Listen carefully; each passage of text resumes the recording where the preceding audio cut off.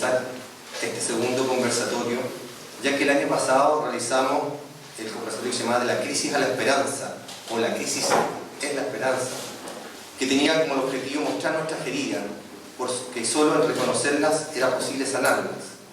El impacto de su presentación trascendió el ámbito de la parroquia y generó un amplio espacio para reflexión entre tantos católicos que buscaban saber más sobre la realidad de la Iglesia. El objetivo de este segundo conversatorio, mirar a Jesús para renovar la Iglesia, es provocar una reacción para salir de la parálisis del desconcierto, del dolor y del desaliento. Nuestra idea es generar un reencantamiento y un estímulo para involucrarnos en esta renovación, una invitación y un envío que comprometen a los laicos en su misión como discípulos y misioneros. En este segundo conversatorio hemos invitado a los siguientes panelistas. Tenemos al profesor Joseph Ramos, que es doctor en Economía en Columbia University y miembro de la CBX, o Movimiento Comunidad de Vida Cristiana, ligado a la Compañía de Jesús, y coautor de La Carta Abierta al Papa y a los Obispos de Chile, la Iglesia que queremos, carta entregada al arzobispo Charles Chicluna a fines de junio del año pasado. También contamos con la profesora Claudia Leal, que ella es doctora en Teología Moral de la Academia Alfonsiana de Roma, licenciada en Ciencias Jurídicas y Sociales de la Universidad de Chile y actualmente académica de la Facultad de Teología de la Pontificia Universidad Católica de Chile.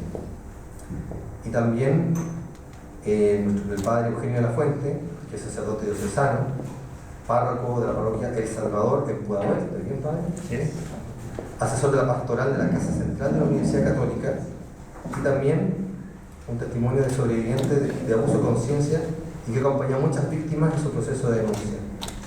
También el padre Eugenio, el año pasado, fue invitado por el Papa Francisco a Roma para declarar sobre los casos de los abusados. Así que todos muy bienvenidos a cada uno. Muchas gracias, y que vamos a comenzar este panel con el profesor Joseph Ramos, después seguimos con el profesor Claudio Leal y de ahí seguimos con el padre Eugenio. Finalmente vamos a estar también con las preguntas que ustedes me pueden hacer llegar para que podamos seguir debatiendo, o también a voz alta para compartirlo. Muchas gracias, y tiene la palabra el profesor Joseph Ramos. Bueno, muchas gracias. Agradezco mucho esta invitación a colaborar en la renovación de la Iglesia. Tal como se dijo, soy uno de los autores de una carta abierta al Papa que se entregó por Chicluna a fin de junio, titulado La Iglesia que queremos, y en los dos sentidos queremos: la Iglesia que amamos y la Iglesia que deseamos que sea. Es una carta que pretende ser constructiva. Estoy convencido, o sea, al menos yo no puedo hablar, hay que escuchar más quejas, hay que actuar. Y esta presentación entonces resume sus 6 puntos centrales. La crisis actual, todos sabemos de los abusos y su descubrimiento es gravísimo. Sin embargo, la crisis mayor es que hace décadas que no estamos llegando a las generaciones jóvenes. A esta segunda crisis, y no la de los abusos, me voy a referir. Hacemos 6 propuestas en esta carta. Primero, y tal como indica vuestra propia convocatoria, el punto central de toda renovación es volver a Jesucristo. Hoy la fe es cada vez más una opción de convicción personal. No es ya ni volverá a ser nunca más fruto de la cultura, donde la fe nos llega por respirar en un ambiente cristiano. De ahora en adelante se basará en un encuentro personal con Jesús, y que será un trabajo de uno a uno. Los firmantes de esta carta estamos convencidos que Jesús y su mensaje vienen a responder a las interrogantes existenciales de siempre y de hoy. ¿En qué consiste una vida plena? ¿El sentido de mi existencia se reduce a maximizar el mero placer? ¿En qué ideales y valores voy a construir mi vida? Dudamos que haya una cosmovisión en la plaza pública con un mensaje tan conmovedor como el del Sermón de la Montaña, ni un proyecto que dé más sentido de vida que el amar a Dios sobre todas las cosas y al prójimo como a sí mismo. 2. Queremos una iglesia con olor a oveja, que viva y simbolice lo que predica. Jesús dijo que el que quiera ser primero en el reino, que sea último en honor y primero en servicio. Es congruente con este mensaje. Títulos tales como reverendísimo, excelentísimo, santo padre, príncipes de la iglesia. ¿Y qué les parecerá a los jóvenes, así como a los indiferentes y las personas en búsqueda? ¿Qué les parecerá a ellos ver a nuestros obispos vestidos de mitre, capas, zapatos rosados, anillos y vestimenta medieval? Creemos que la buena acogida que tuvo el Papa Francisco fue por su sencillez. En cosa de una semana pasó a ser muy popular por ir a vivir en un pensionado y no en los apartamentos del Vaticano, lo poco suntuoso de su vestimenta y de su vehículo. ¿Por qué no entonces toda la jerarquía? 3. Queremos una iglesia cuya institucionalidad esté acorde a su mensaje. Tememos que la iglesia actual se asemeja mucho más hoy a la estructura de un ejército prusiano que a una comunidad de fieles. Tiene una cúspide sobreempoderada y una base pasiva y sumisa. La gobernanza actual de la iglesia deja mucho por desear. Prueba fehaciente de ello es el triste espectáculo del episcopado chileno entero renunciado, todos nombrados bajo el sistema tradicional y cerrado, nuncio, cura y papa, sin consulta al clero ni al decano. Pese a las enseñanzas del Vaticano II, el clericalismo perdura en la práctica, pero no solo en el clero, sino entre nosotros los laicos. De hecho, me avergüenza el virtual silencio de los laicaos durante la actual crisis de la Iglesia en Chile. Silencio público, en comunidades, en reuniones, se quejan, dicen todo lo que quieran, pero en público nada. Bien, pero si los laicos deseamos ser escuchados, vamos a empezarnos. Y deberá incorporarse esa voz institucionalmente a la estructura de la iglesia. Ha de tener el consejo laical de la parroquia o de la diócesis un rol puramente asesor, o debe tener un rol vinculante en algunos temas. Podrá sugerir el nombramiento, así como la remoción de párrocos y obispos. Hace poco el Vaticano acabó de aprobar que de ahora en adelante el nombramiento de los obispos chinos va a ser entre mutuo acuerdo entre el Vaticano y el gobierno chino. Yo me pregunto, ¿no es posible que todos los obispos sean nombrados con consulta del Vaticano, ya no con la autoridad política, sino con el laicado? Por otra parte, la iglesia está al debe con la mujer. Ellas son las que más trabajan, pero menos participan en decisiones dentro de la iglesia. Tal vez para algunos sea demasiado pronto la idea del sacerdocio femenino. Sin embargo, ya es tiempo que la mujer tenga una participación en la conducción de la iglesia similar a la del hombre. A título personal, me pregunto, ¿no podría visibilizarse el compromiso de la iglesia con las mujeres, permitiendo que ellas, así como cualquier otro lado, puedan bautizar, no solo en emergencias, que bendigan matrimonios, porque el sacerdote es solo un testigo, y que puedan predicar? Creo que hacer algo así realmente pondría visión que queremos cambiar algo con la mujer. Unas palabras sobre el clero. Nuestros corazones están con esa mayoría de sacerdotes y monjas que trabajan día a día en el apostolado sin mayor reconocimiento y que hoy tienen que cargar con la cruz de ser sospechosos de abusos y de corrupción por la acción de los menos. También sufrimos por esa ese gran número de curas de pueblo o único cura de parroquia que viven vidas tan abnegadas y en gran soledad afectiva. Mas esta última cruz no es necesaria. La vida sacerdotal es suficientemente exigente, casi heroica, para exigir además la soledad afectiva del celibato. Nos parece que es tiempo de volver a la práctica de antaño en Occidente, y subrayo, vigente hasta el día de hoy en los ritos orientales de nuestra propia Iglesia Católica Apostólica Romana, no el Papa, y que esos sacerdotes, al menos los diocesanos, puedan ser casados. Cuarto, una iglesia cuyo magisterio esté centrado en lo esencial.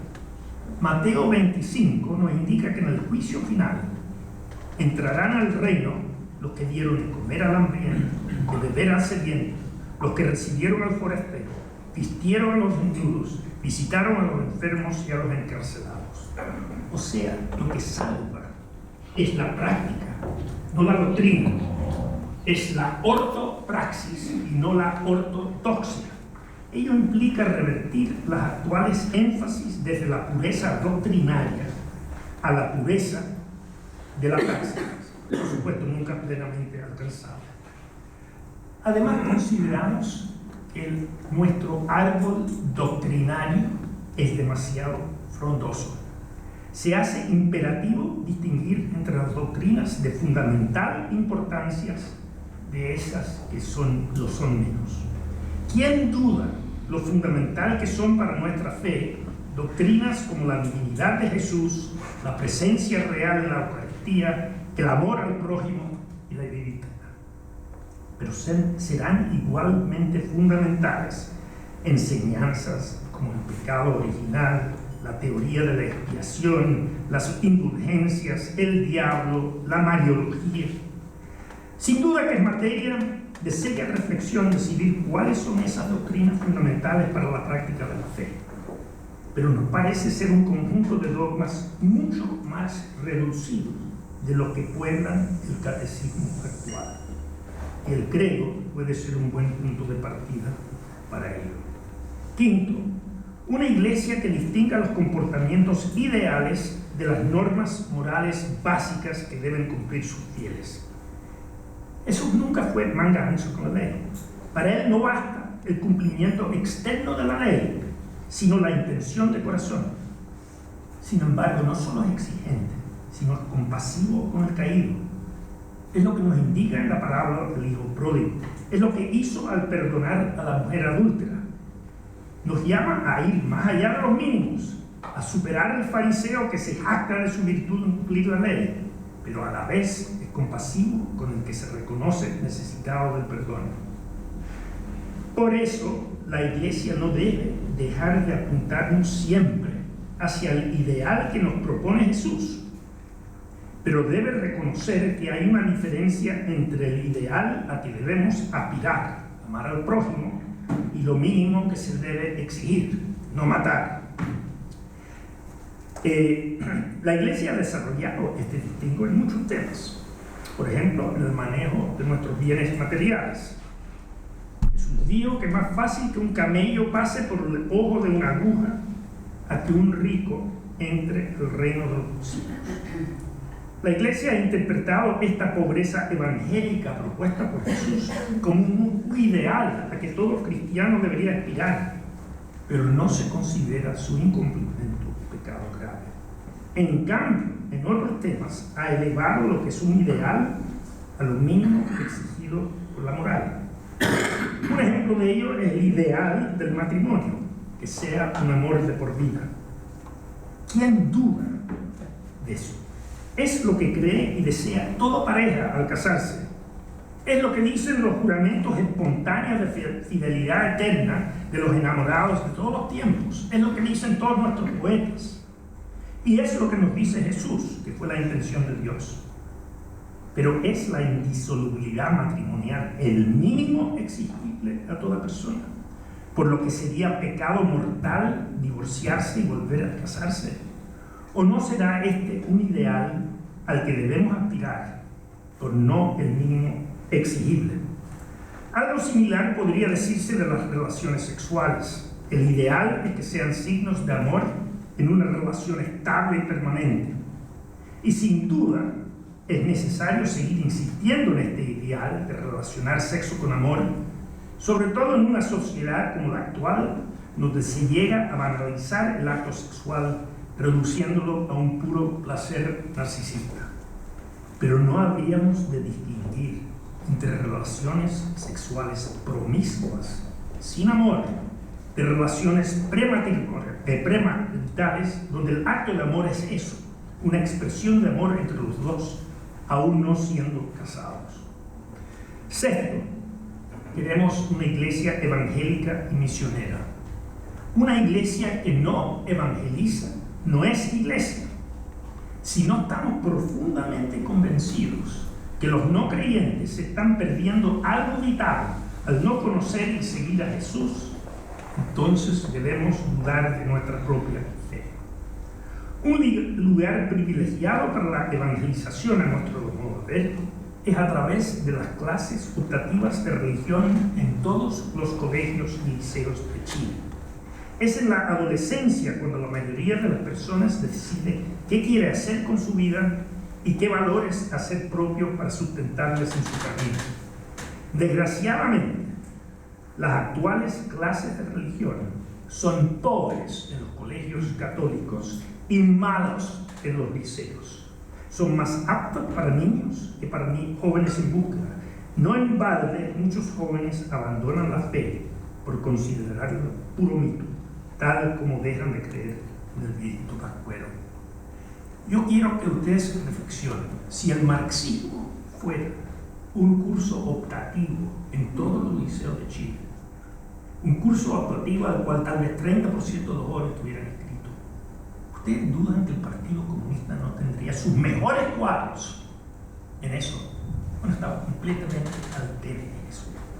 Por eso consideramos imperativo identificar dónde en el resto del mundo se hace mejor, para así diseñar programas modernos de religión para la juventud, a la altura de sus inquietudes, aspiraciones e intelectos, que los entusiasmen con los ideales de Jesús, su propuesta de vida y su ejemplo.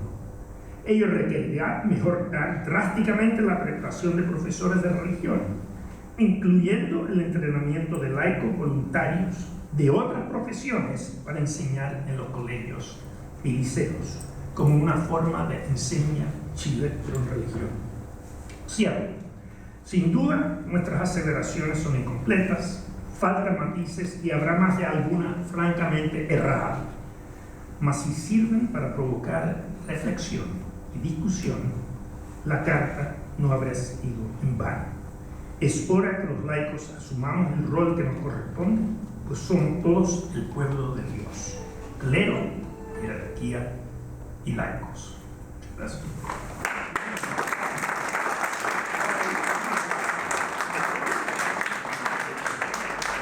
Hola, muy buenas tardes a todos y a todas. Muchas gracias por esta invitación. Estoy muy contenta además de tener el honor de compartir con Joseph y con Eugenio, personas que yo respeto y admiro profundamente como seres humanos y como católicos.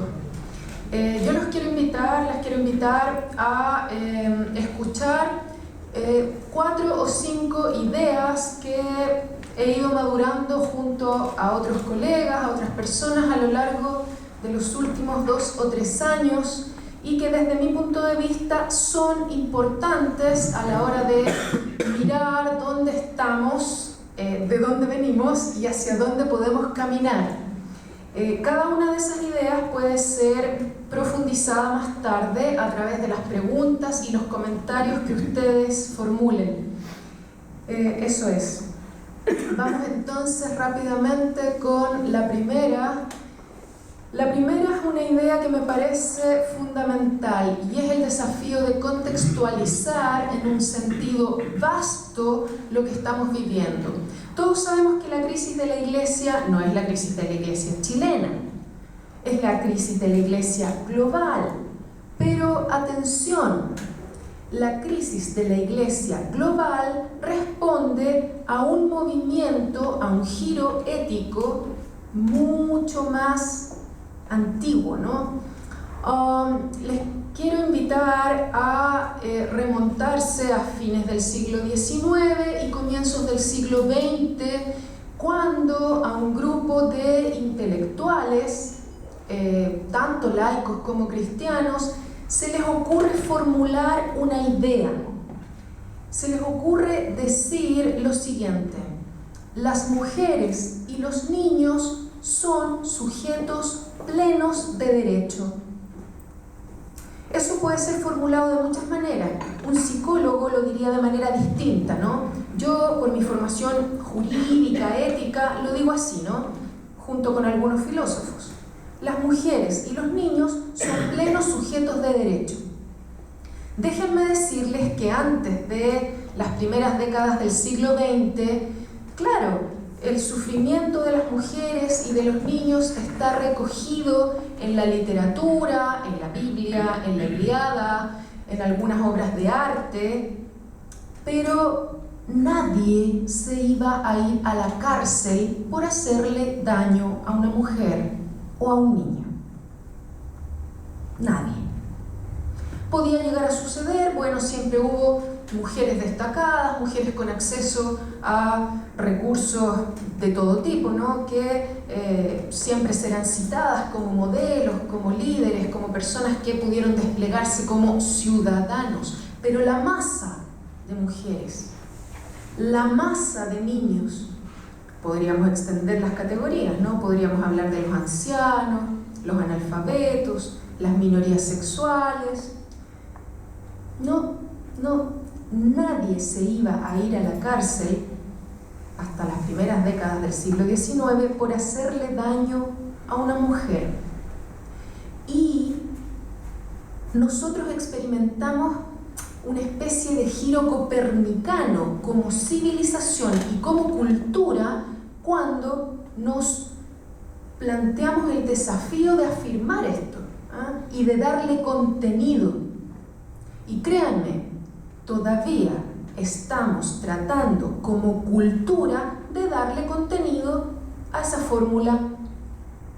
El Estado, las instituciones religiosas, las instituciones educativas están hace un siglo tratando de comprender qué significa esta igualdad fundamental entre todos nosotros. Están tratando de comprender cuáles son las consecuencias de esa afirmación. Y ahí estamos todos. Díganme ustedes, ¿hasta cuándo operó en nuestro derecho penal esa atenuante que decía, bueno, si usted, señor, encuentra a su señora con el amante y la mata, lo comprendemos? ¿Alguien tiene presente hasta cuándo duró esa atenuante? ¿Hay un abogado acá? No hay. Hasta hace poquito. ¿Ah? Estudié Derecho Penal hace 50 y tantos años. Y nunca ejercí Derecho Penal. Así. Hasta los 80 estaba plenamente vigente. De hecho, hay un país latinoamericano donde todavía rige esa atenuante. Uno podría decir que el Estado está a la vanguardia en esto, no como las instituciones religiosas que están en las cavernas. Yo disiento de eso, por muchas razones. Es verdad que el Estado pasa más piola en esto porque tiende a comprometerse con proyectos legislativos polémicos. Entonces hoy día nosotros, ustedes y yo, podríamos pedirle al Estado que mañana acepte cambiar nuestra identidad de género, de nacimiento, ¿verdad? Podríamos pedir eso, ¿no? Joseph podría pedirle al Estado que lo reconozca como ella, Josefina. como Josefina. Yo podría pedirle al Estado chileno que me reconozca como Claudio, y eventualmente lo vamos a lograr. Pero yo, Claudia, ¿no? ¿Le puedo pagar el seguro de salud a mi marido en FONASA? ¿Puedo o no puedo?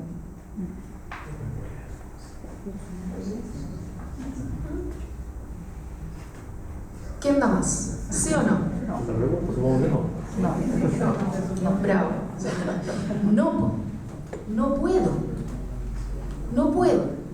Las mujeres en nuestro país no le podemos pagar el seguro de salud a nuestros maridos en FONASA. En LISAPRE sí, porque, bueno, en LISAPRE importa que tú pagues, pero en FONASA no. ¿Y por qué no? ¿Qué me quiere decir a mí el Estado con eso? Díganme ustedes. A mí un economista de la Católica me dijo que en el fondo la ley chilena no quiere estimular la flojera del varón, ¿no? Para que entonces, de modo que si el varón queda cesante, sea impelido a buscar inmediatamente otro trabajo. Yo podría pensar, bueno, ¿qué me quiere decir el Estado? ¿Que yo soy vulnerable? A lo mejor ligeramente más tonta, que me tiene que proteger de ese hombre que eventualmente podría aprovecharse de mí. Bueno, no lo sé. A lo mejor hubo un momento en que esa legislación tuvo valor. Vale. Pero hoy día no. Y el Estado no me deja administrar libremente mi sueldo. Y entra en un ámbito delicado. Es la salud de mi familia. No es la marca de zapatos que yo me quiero comprar. ¿Ok? Esto no quiere ser una manera de justificar a las instituciones religiosas, no quiere ser una manera de morigerar, ¿no?, el reconocimiento de los errores que ellas han cometido y de los pasos que tienen que dar para estar a la altura de esa afirmación que hemos hecho como cultura. Los niños, las mujeres, los indígenas, las minorías sexuales, los discapacitados, los analfabetos, son plenos sujetos de derecho. Plenos sujetos de derecho. Tal como ese estereotipo, que nunca en la historia tuvo que justificar su humanidad. Hay solo un estereotipo que nunca tuvo que convencer a los demás de que es un ser humano.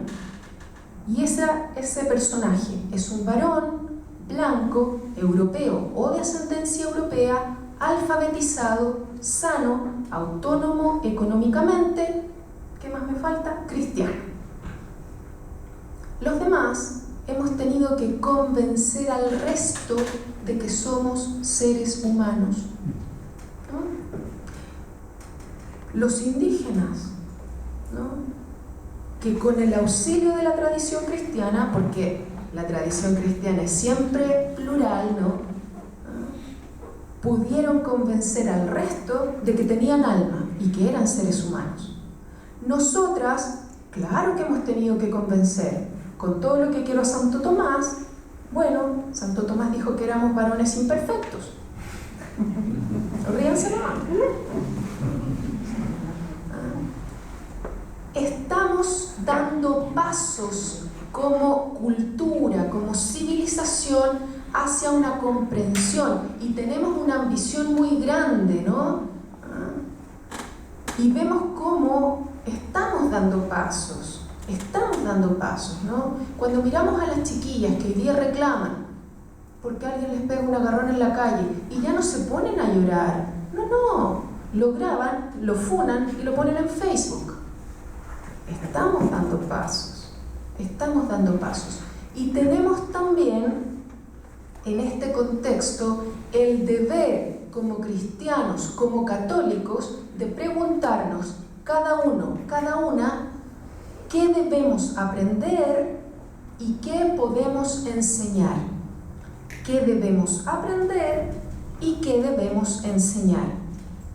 Creo que tenemos una responsabilidad con las futuras generaciones, con nuestros hijos, con nuestros nietos. Cuando yo lucho por una iglesia distinta, no lo hago en abstracto. Lo hago por mis hijos, que tienen 5 y 3, porque quiero que en 10 años más sea normalísimo para ellos ir a la iglesia, que no sea tema. Quiero que experimenten a Jesús como buena noticia. Vayamos entrando en cuestiones ya más eclesiales. Quisiera, pensando como laica, ¿no?, pensando que la mayoría de ustedes acá son laicos también, invitarlos a preguntarse, como laicos, ¿qué le pueden enseñar a la iglesia? ¿Qué le pueden enseñar? A mí me parece que hay un par de cosas bien importantes. Porque esta crisis que estamos viviendo tiene que ver, entre otras cosas, con una precaria gestión del poder y de la autoridad. Una precaria gestión del poder y de la autoridad.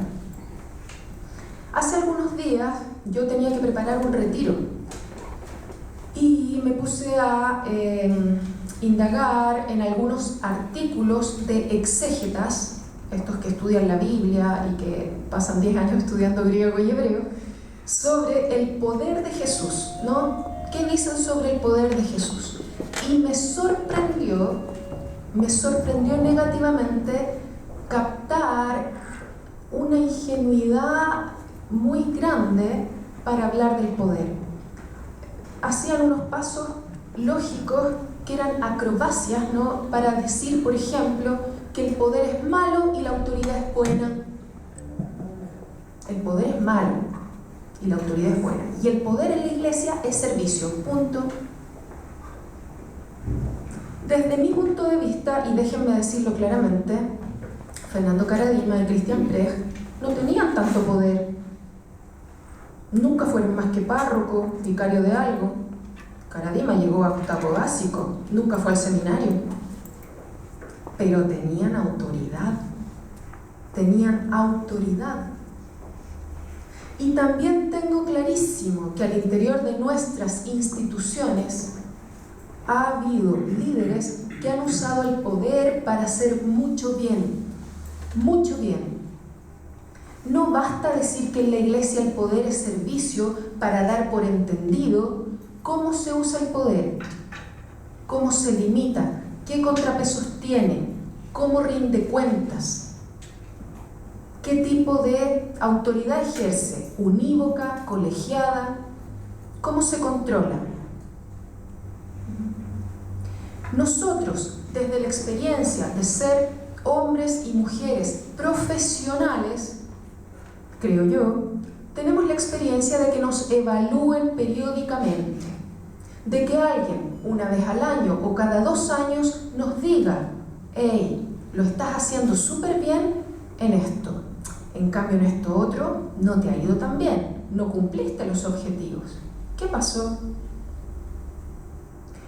Alguien periódicamente nos dice: la institución, el colegio, la empresa, la facultad necesita esto de ti, no otra cosa. No es que tú te tengas que inventar la manera en que ejerces tu rol, no. Hay una política institucional, hay un grupo que está detrás de ti y que espera cosas de ti. Nosotros, desde el mundo laical, tenemos que enseñarle a esta institución, la Iglesia Católica, institución que tanto amamos, cómo se es profesional en la gestión del poder y de la autoridad. En la gestión del poder y de la autoridad. Déjenme decirles esto mismo, pero de otra manera. En el ámbito anglosajón, se ha venido desarrollando con mucha fuerza una noción que a nosotros en el ambiente latino tengo la impresión de que no nos suena muy bien, y es la ética profesional del sacerdocio. La ética profesional del sacerdocio. Nosotros sabemos, hay ética profesional del abogado, del psicólogo, del médico, pero del sacerdote, no.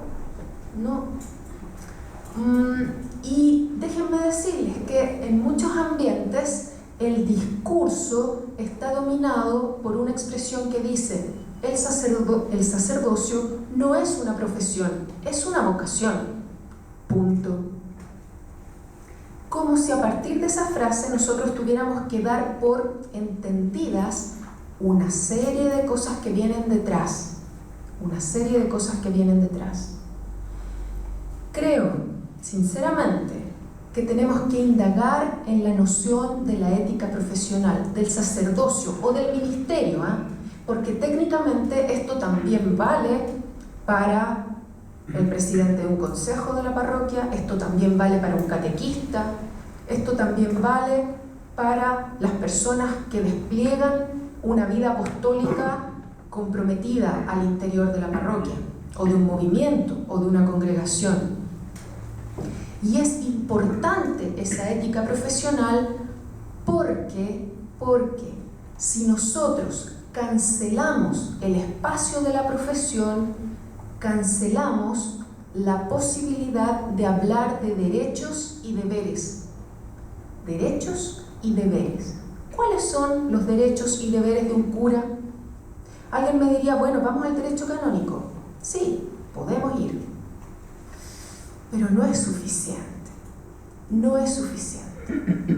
Y esto no solo nos serviría para poner límites al ejercicio del poder y de la autoridad, sino que también nos serviría para detectar ciertas áreas y dimensiones de la vida donde los sacerdotes han vivido en una extrema vulnerabilidad. En una extrema vulnerabilidad. Si un sacerdote tiene un problema, puede tener miles de problemas, ¿no? Psicológicos, sexuales, económicos, familiares, el que ustedes quieran, como cualquier ser humano. ¿Qué hace? ¿Qué hace? ¿Dónde está escrito lo que hace? ¿Cuál es la estructura donde recurre? ¿Quién lo defiende? Lo que tendemos a ver es que el sacerdote que tiene un problema recurre al superior. Si el superior es una persona criteriosa, con herramientas, y que lo quiere un poquito, la cosa termina súper bien. Y si no, que Dios lo proteja nomás. ¿Cuántas veces el sacerdote tuvo que recurrir a su familia de origen para solucionar un problema? Porque la institución no tuvo idea.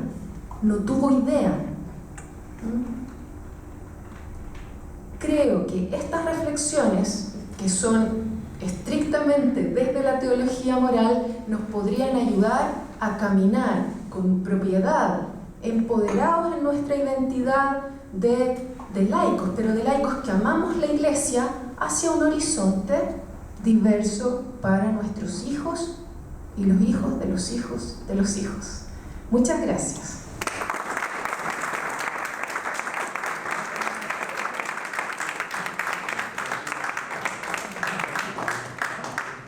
Muchas gracias, Claudia.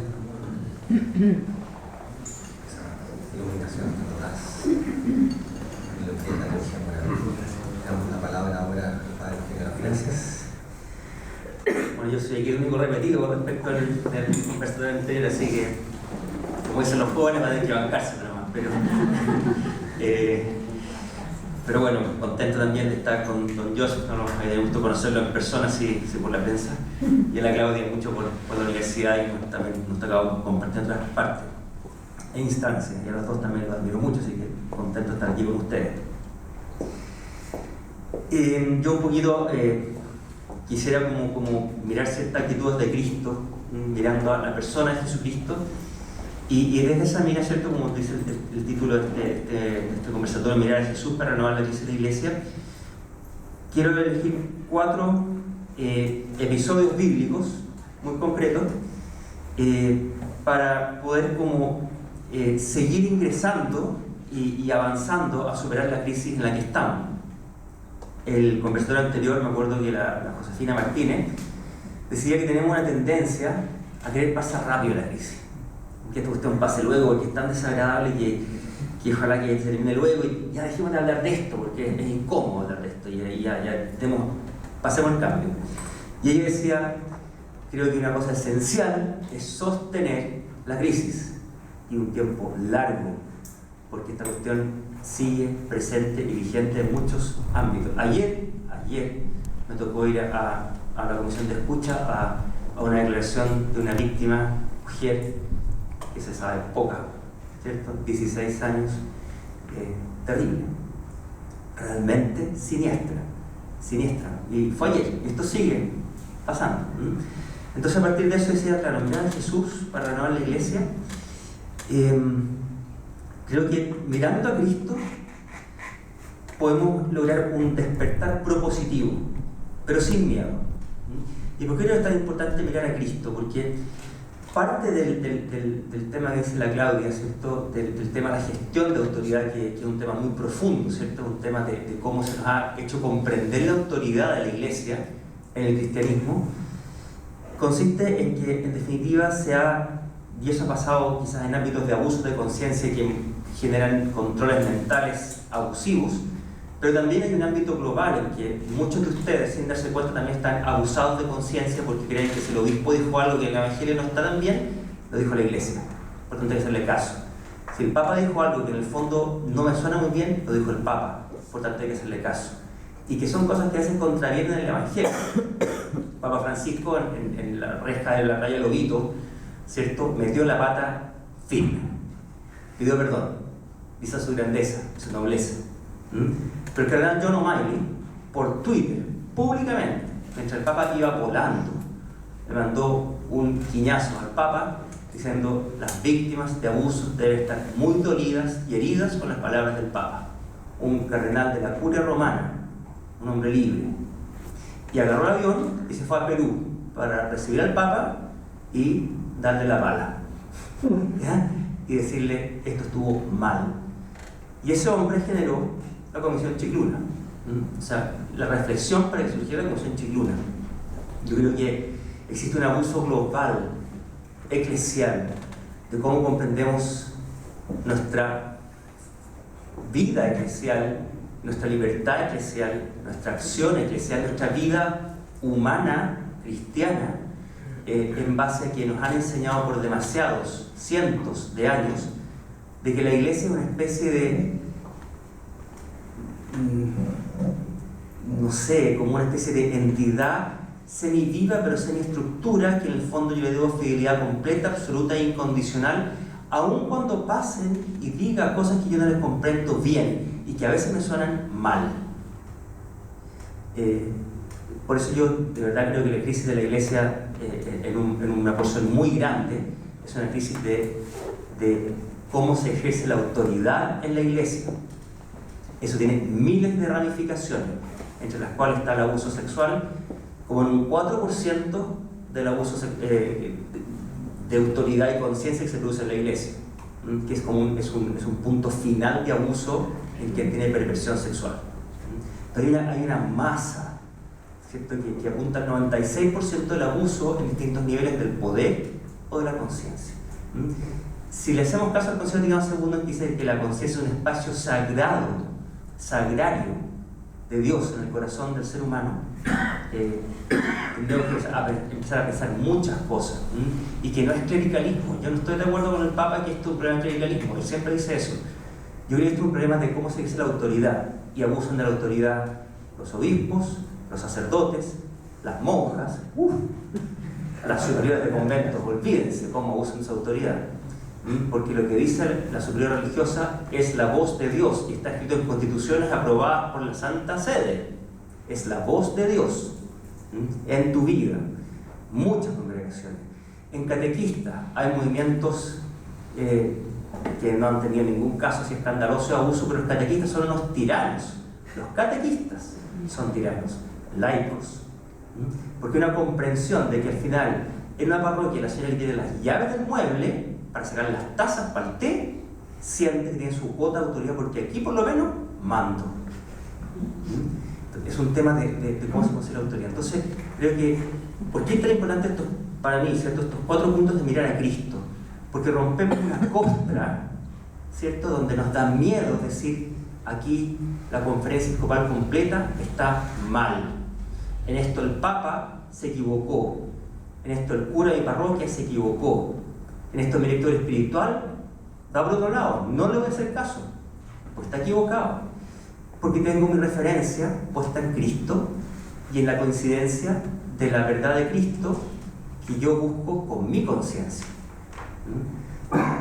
Y esa es una costra durísima que se ha engrosado desde la conversión de Constantino, diría yo. Se ha engrosado y que realmente nos cuesta pensar por nosotros mismos, porque lo dijo la Iglesia, lo dijo tal escrito, Y esta entidad semiviva, semiestructura, finalmente pone en juego mi lealtad al cristianismo. Y de verdad Cristo queda tremendamente oscurecido detrás de demasiadas persianas. Por eso creo que estos 4 puntos que creo que nos pueden ayudar un poquito a pensar en puntos de romper la costra para, mirando a Cristo, de verdad seguir trabajando en avanzar y en desarrollarnos como agentes protagonistas en la resolución de esta crisis transversalmente, o sea, sin dialécticas, los curas y los laicos, los religiosos y los laicos, los catequistas, el consejo pastoral y el cura. O sea, una dialéctica que finalmente puede terminar en una vuelta a tortilla, donde finalmente van a ser los curas abusados y los laicos los predominantes con un abuso fuerte. Esa dialéctica no va a funcionar. Es una reflexión completa desde el Papa hasta la señora de las llaves del té, del mueble, de las tazas, de cómo comprendemos la autoridad en la Iglesia. Bueno, en base a eso, estos 4 puntos son los siguientes. Primero, ¿a qué vino Cristo? Al mundo.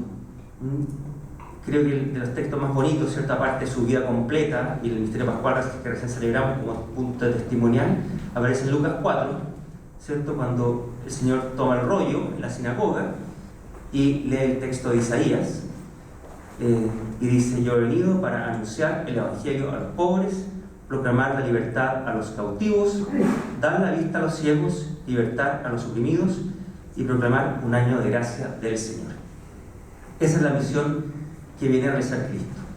Si uno logra, y en base a algunas cosas que he mencionado don Joseph, ¿cierto? En relación a costumbres, indumentarias, formas de presentarse, formas de aproximarse a los fieles, nuestras, de los curas, o del episcopado, o de un catequista súper sabio y súper poderoso, ¿cómo confrontamos ese modo de aproximarse al servicio de la persona a quien va a catequizar, de que viene de verdad a hacer un anuncio gozoso al pobre, cualquiera sea su pobreza, a liberarlo y no a esclavizarlo de ninguna forma, a devolverle la vista y no ponerle una lente que es un filtro por donde pasa todo lo que dice Cristo, sino que de verdad devolverle la vista y hacer de su vida un gran periodo de gracia, con dolor y sufrimiento, pero sabiéndose amado por un Dios que lo quiere potenciar y hacer feliz, porque ese es el deseo final de Dios. Yo he venido para, y todo lo que les he dicho, dice San Juan, se lo he dicho para que mi alegría esté en ustedes y su alegría sea completa. La alegría que propone Cristo es alegría psicológica, espiritual y física.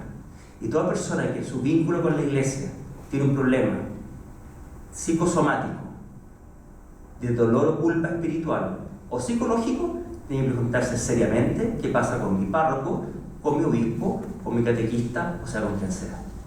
A cualquier persona que le produzca una distorsión en cualquiera de los ámbitos esenciales del hombre, o el ser humano, lo trae marital por sí, y la mujer, me dijeron en un foro.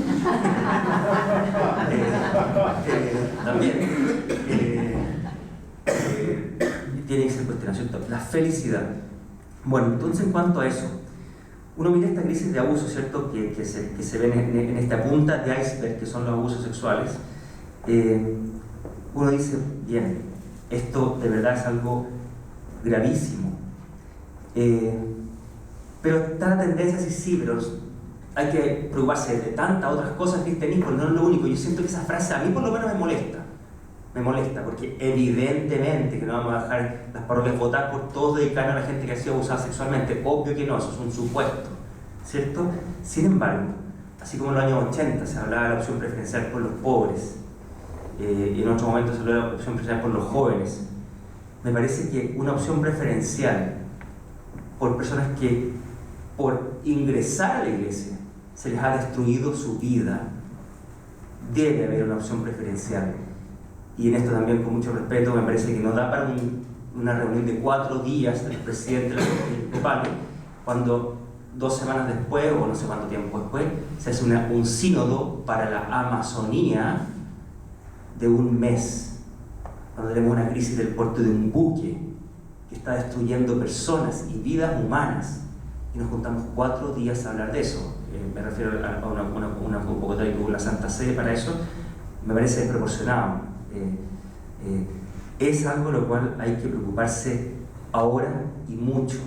¿Por qué? Porque fue producido por nosotros, porque ocurrió en el espacio donde gente llegó al lugar donde se le prometía vida en abundancia, y como una carnada, como un gusano de tebo, por parte de gente que usó mal o usa mal su poder o su perspectiva de sexualidad, enganchó vidas y las destruyó.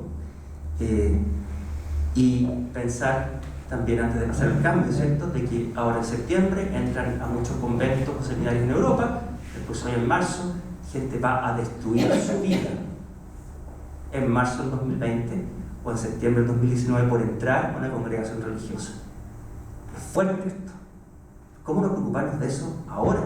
¿Cómo va a ser el cambio tan rápido? Si hay gente que sigue destruyendo su vida, hay movimientos, prelaturas personales, bueno, en realidad hay una sola, que de verdad producen daños grandes psicológicos en las personas. Párrocos, en fin. ¿A qué vino? A dar plenitud, preocuparse por el miserable, por el que está en el dolor, el cautivo, el ciego. ¿A qué vino? ¿Cómo confrontamos nosotros y todo, ¿cierto?, el cura parroquia, los laicos, esa misión de Cristo con lo que yo estoy viendo, con ese mundo que me está guiando a mí, eclesialmente? ¿Cómo se conjuga con la verdad de Cristo? ¿Cómo romper la cáscara?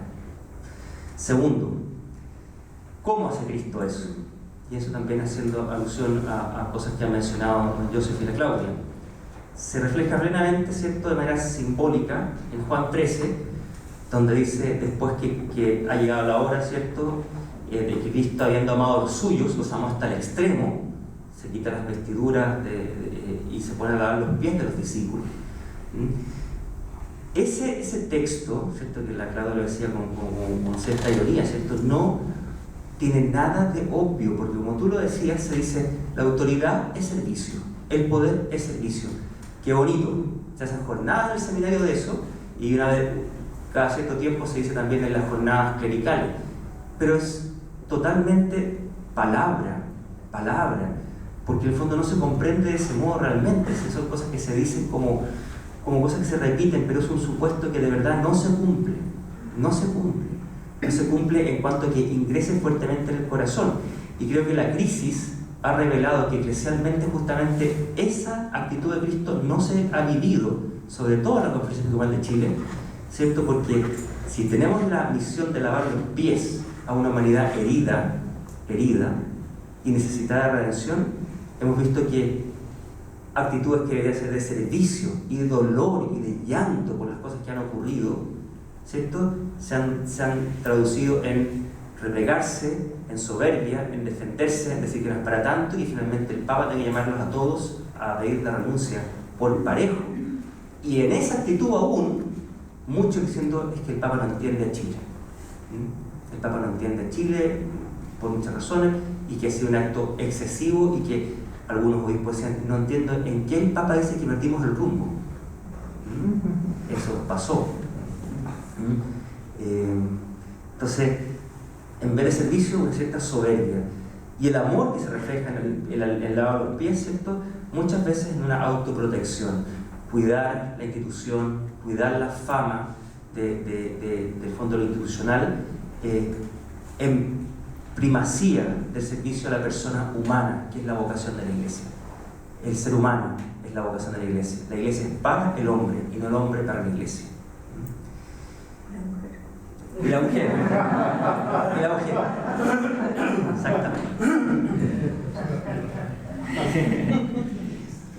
Tercero, yo creo que el tema de la indignación es un tema que le tenemos terror a la palabra indignación, porque nos sentimos como con un pecado y nos llenamos de culpa por sentirnos indignados, que estamos enojados, se quedan así, están enojados, como que perdió el estribo, desequilibrado mental porque se indignó. Jesucristo se indigna, y quizás la más conocida de los episodios, cuando Jesucristo llega al templo y están los vendedores, ¿cierto? ¿Vendiendo qué? ¿Qué están haciendo los vendedores del templo? ¿Los vendedores qué vendían? Palomas. ¿Por qué se molestó tanto el Señor que vendían palomas? Porque las palomas era aquello con lo cual se rescataba el primogénito según un rito hebreo, judío, ¿cierto? O sea, es como si aquí usaran un elemento que se necesita para la liturgia y que en el fondo se hace comercio con eso entrando por la reja, una cosa como algo con las hostias o el vino. Por eso Jesucristo dio vueltas las mesas y los echó con cuerdas, ¿cierto? Y pegando sobre el suelo, no sé si él le pegó pencazo en la espalda, pero sí con cuerdas en el suelo, de vuelta en las mesas, porque estaban vendiendo un instrumento de ritualidad. ¿Ustedes se imaginan la indignación de Cristo de ver que personal consagrado está abusando sexualmente de niños? Al lado de que están vendiendo hostias en la entrada. Porque imagínense que ustedes tienen que ir con hostias entregarse al Padre Jorge porque el Padre Jorge haga la misa. Entonces alguien se aprovecha de eso y vende hostias en la entrada y adentro de la iglesia. Por una cosa así, Cristo se indignó de este modo porque dice: han hecho de mi casa una cueva de ladrones. Imagínense que gente se acerca a la iglesia para encontrar plenitud de vida. Escuchó un canto vocacional bonito, una jornada vocacional o de pastoral juvenil, le hizo clic, me llamaste Jesús y miré tu rostro, y de repente, ¡pum!, iluminación, encuentra un director espiritual, una monja que la empieza a guiar, y empieza a entrar, y de repente su vida se convierte en una especie de pasillo angosto que termina en una mansión siniestra, y su vida se le colapsó con promesas de vida y de felicidad. Eso básicamente es muy doloroso, alguien que viene a prometer vida en abundancia, y para lo cual fundó la iglesia. Imagina la indignación del Señor. Entonces, la pregunta es la siguiente: laicos, sacerdotes, obispos, ¿no hemos indignado de cerca lo que debiéramos de estar indignados? Si alguno de ustedes conoce gente que ha sido abusada sexualmente o que sea abusada de conciencia por muchos años, de verdad que es muy indignante. Es muy indignante porque han confiado de aquellos que seguro se podía confiar, porque eran ministros del Dios de la vida, del amor y de la plenitud.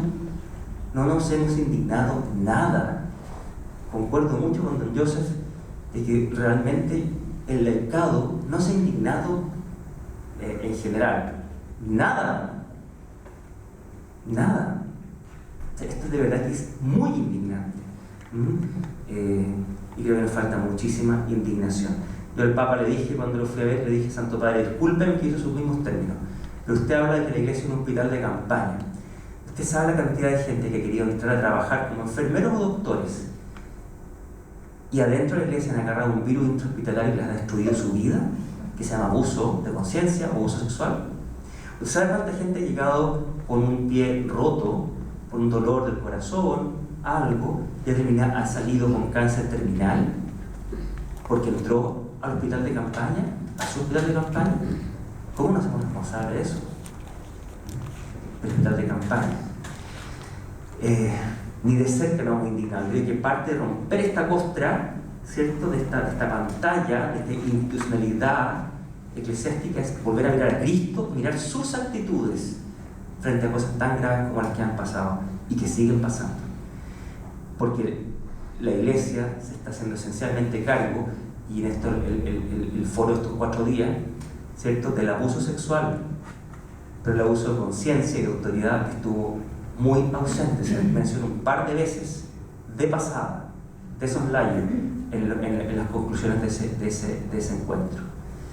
Y finalmente, la cuarta actitud, creo que también es muy importante mirarla en Cristo, es su actitud con los fariseos.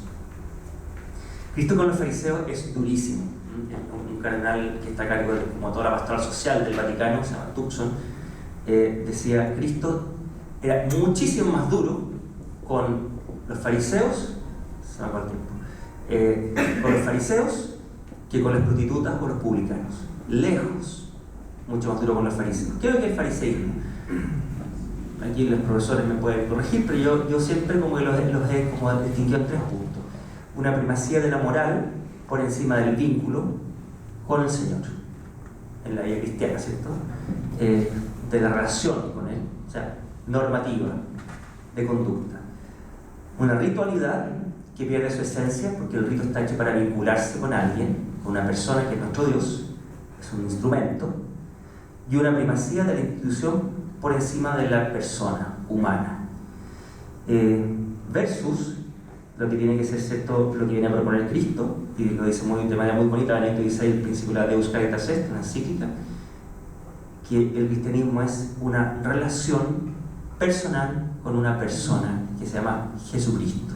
Cristo como acontecimiento de mi existencia que me cambia el horizonte vital y que trae como consecuencias un modo de vida, ¿cierto? Que es como el baile para una buena música. Yo vivo de una manera porque me encontré con una esencia que me transformó moral, que uso ciertos instrumentos para vincularme con Él, sacramentos, para entrar en contacto profundo con Él, y pertenezco a una comunidad, ¿cierto?, que tiene como finalidad que todos juntos, unidos, conscientes que somos hermanos, nos vinculamos entre nosotros en el amor, en un vínculo global como comunidad con Él, con el gran otro que es Dios. Y la institucionalidad como primacía, que es del fariseísmo, ¿cierto?, es la supervivencia de la comunidad por encima del bien de los miembros, persona por persona, incluso dejando de lado los criterios del fundador. Eso es el fariseísmo fundamentalmente, y creo que en ese sentido también en nuestra vida sacerdotal y en muchos ámbitos de la Iglesia hay en la predicación una primacía de la moral, una primacía del rito y una primacía de la institución por encima de la persona.